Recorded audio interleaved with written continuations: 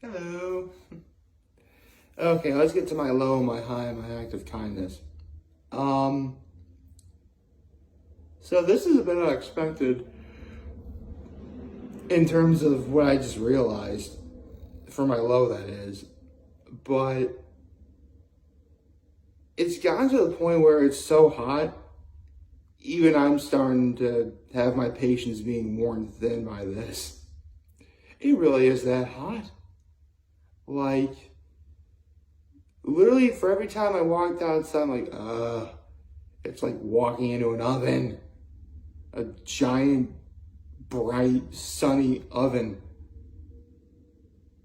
Man, I tell you what, the instant I get to Cuca Lake on Saturday, I am jumping in. After I water the flowers, of course. My high is I got to see someone very special yesterday. That was very nice. I got a chance to talk with this person for a while, and it was actually something I needed, and I actually learned a bit. And my act of kindness was, before I went to see the special someone, I had to run a quick errand for my grandma, which involved going to a corning building company. I'll be honest, I've never been a fan of going to that place at all. Because too many times I've been trying to get something there, and they tell me the wrong thing. So, yeah. I mean, needless to say, retail, especially as far as building equipment and stuff, that's not for me. I don't want to do that. Anyway, my icon blurry. That's weird. That should not happen. Good morning and happy Friday, everyone. You know, it's funny. I was actually having a conversation with someone, they really couldn't believe that yesterday was already Thursday and we're Friday. But I'm not complaining. This is awesome. I'm actually really kind of glad that we're here because, we made it to the very end of we made it to the end of the week. No problems here. So I absolutely have to talk about Hot Ones yesterday because this was definitely an episode of a few firsts. For example, this is the first time that no chicken of any kind was used for what they ate. They had steak and bugs, but I'll get to that at the very end. Okay, listen, it's a show about hot wings. If I'm on Hot Ones, I'm going to have it with wings, no questions asked. Don't be wrong, there are people who will live a vegan or vegetarian lifestyle. If you do, God bless you. And if any of those people ever do got Hot Ones, they're free to have, vegan wings or nuggets or whatever they use.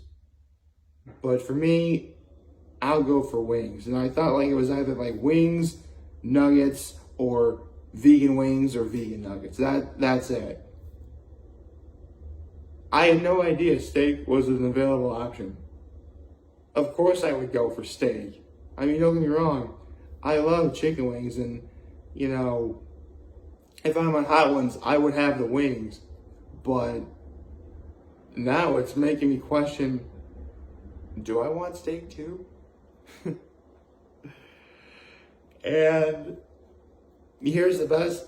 And it's actually kind of sacrilege too, because you're not supposed to put any kind of sauce on steak. I mean, you're traditionally not supposed to. I mean, some sauces on steak work. I mean, chimichurri works. I mean, you can melt butter and call that sauce if you want to. You put that on steak, that's supposed to be good. In fact, no kidding, that's actually why the filet or prime rib at Libs is so good, because it's completely doused in butter and it's amazing. Now my mouth is watering from that.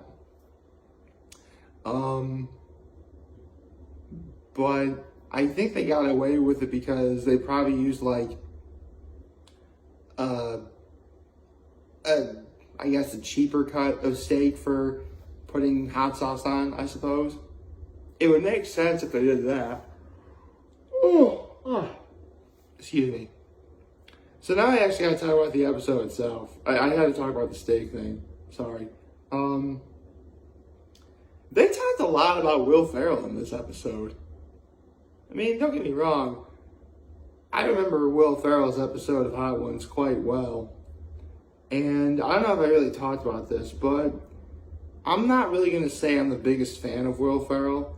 I'm not, especially when the vast majority of the movies he's been in the last decade have been the kind of movies that, yeah, pass as comedies, but it's the sort of humor where, you know, for the love of God, somebody, the director, someone yell cut and end the scene. Because, you know, it's sort of like deadpan, sort of like long sort of form comedy that you think should end a lot sooner than it does, but it doesn't. But they talked about Will Ferrell a lot because the very first episode of Bear Grylls' show that, you know, he takes like celebrities on these survival trips was Will Ferrell. And, you know, obviously talking about Will Ferrell had to have been like a must, right? And, you know, they take other celebrities too. Like, I think they took Bobby Lee. I think they took Natalie Portman. So, I think it's, in a way, it's kind of like Hot Ones, but only instead of hot wings, it's surviving the wilderness. In terms of, like, the stuff that, you know, they talk about on those shows. Which I find really fascinating. It's just, you know, different than what I would do. I mean, if I was ever invited on a show like that, I'd be like, yeah, I would, but can I pick the location? To be like an island paradise, please. I mean, don't get me wrong, I'm not saying there's going to be like hotel spots or anything nearby, but like, you know, I'd rather be in a hot environment than a cold environment. Which is funny because yesterday I saw a lot of people saying they'd rather live in 40-degree weather than 90. Give it time. It'll all switch around eventually. I live in upstate New York. That always happens.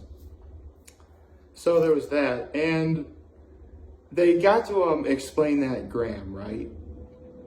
And one of the photos that they showed was a quote-unquote traffic jam near the top of Mount Everest. Now, for those of you who don't know, Mount Everest is the highest mountain on planet Earth. In fact, a dad joke, I believe this is what it is. Yeah, I think it's a dad joke, where they ask, what was the highest mountain in the world before Mount Everest was discovered? Mount Everest. It's like 5 miles tall, you know, like almost 5 miles tall. You get to like, you're essentially entering the atmosphere by the time you get to the top where the oxygen is thin. In fact, that's actually why a lot of people die, because, you know, they pass out from lack of oxygen, then they, you know, fall to their death, or maybe they freeze to death. Like, it's very, very, very difficult to do. It takes years of preparation, hard work, and training to even consider doing something like this. And for those of you who have ever climbed Mount Everest, you know, needless to say, you have my respect. But then I see this traffic jam photo, and don't misunderstand me, I'm very well aware that technology has gotten a lot better and equipment is lighter. Because remember, I mentioned that the air is thin. I'm not kidding. People take like a bunch of oxygen tanks just so they can breathe properly. Or, you know, they wear like equipment that's clearly made to handle the elements, but nowadays it's lighter, so it's not like you're carrying. And that's actually another thing that Bear Grylls mentioned. Another main reason why people die on Mount Everest is because, I mean, they pass out, but not just because of lack of oxygen.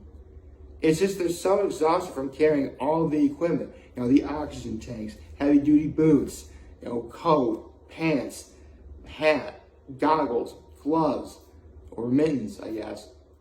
Like, not to mention they're probably wearing layers underneath all that stuff. They are carrying well over, like, if they're not carrying 100 pounds of equipment, it's close to it. And they're climbing upward. sometimes straight 90-degree angle up from Mount Everest. Because again, this is Mount Everest. When you see a photo like that of like a traffic jam, because again, if you climb Mount Everest, it is literally like, for no pun intended, you reach the pinnacle of like great things that a human being on this planet can do. But then you see the traffic jam photo, and it kind of takes away from the exclusivity of it. And maybe I'm reading it wrong, but, you know, at least from what that photo dictated, they made it to the top okay on a bright, sunny day. And that's another reason why people die. Like, even when you have everything prepared, like you have all the right equipment, you've done the right training, your body is ready. Don't laugh at that part.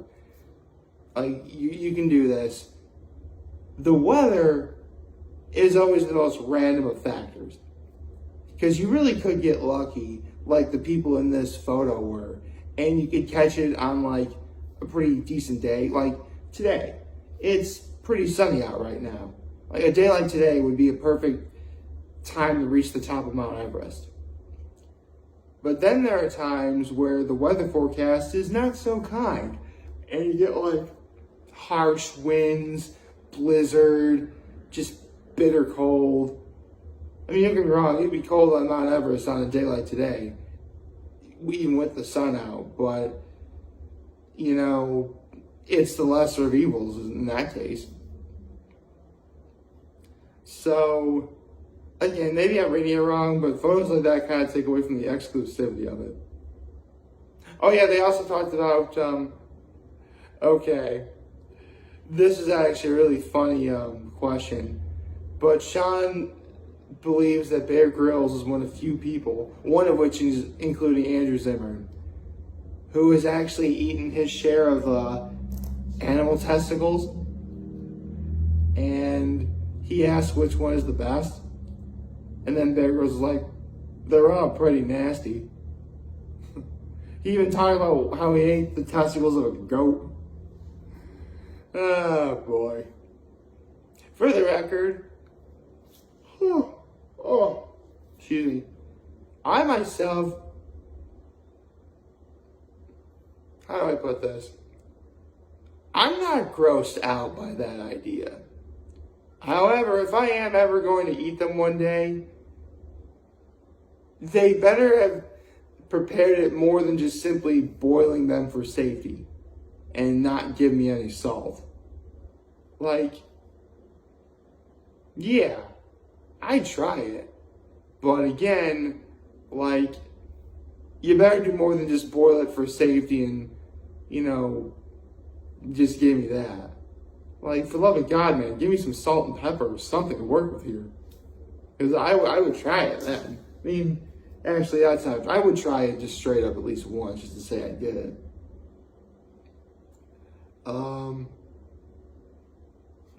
And the funny thing regarding that goat is it was a small goat, but then he's holding the testicles and they're like the size of pretty decent sized baseball or softballs. No pun intended. And then we get to the last dab, in which apparently I forgot that I mean, I really should be more aware of this considering that I am a fan of food, but we live in a day and age where we really have to consider alternative options when it comes to what we eat, specifically when it comes to eating meat and protein. And stuff like eating mealworms and crickets and such, like, say what you want about how they look, but those things actually pack more protein. A pound of one of those things will pack probably 5 times more protein than a pound of ground beef. I say this because for the last dab, Bear Grylls brought mealworms, and Sean also shops on a Buggable. He brought crickets, and they traded. Or I think it looked like they traded. I think they probably had like a little bit of each or something, and they put the last stab on that. So, needless to say, I mean, I literally just mentioned that I would try a testicle if it was prepared properly in front of me. So, yeah, I would try bugs and insects. Sure. I mean, again, we do need to explore different food options, especially when bugs and insects are sustainable. You know, they're very easy to farm. There's a boatload of them. I mean, for God's sakes, insects outnumber the human race like 60 billion to 1 or something. So, you know, if you got a pest problem, why not just eat it? No pun intended, but food for thought. I don't know, this is a very interesting episode for me. It really was. You know, it definitely gave me a lot to think about. And, you know, again, I would always have wings if I was ever on Hot Ones.